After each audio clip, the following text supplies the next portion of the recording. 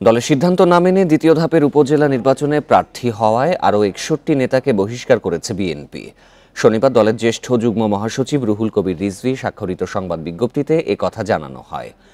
বিকাশে কম খরচে ক্যাশ আউটের লিমিট বেড়ে ৫০,০০০, প্রিয় এজেন্টও ২টা।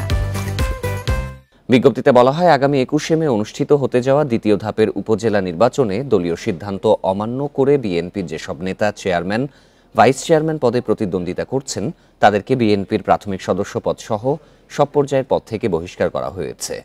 বহিষ্কৃতদের মধ্যে চেয়ারম্যান প্রার্থী ২৬ জন, ভাইস চেয়ারম্যান ১৯ জন, মহিলা ভাইস চেয়ারম্যান ১৬ জন। এর আগে প্রথম ধাপের নির্বাচনে প্রার্থী হওয়ায় ৭৯ জন নেতাকে বহিষ্কার করে বিএনপি। এ নিয়ে ২ দফায় ১৪০ জনকে বহিষ্কার করল বিএনপি।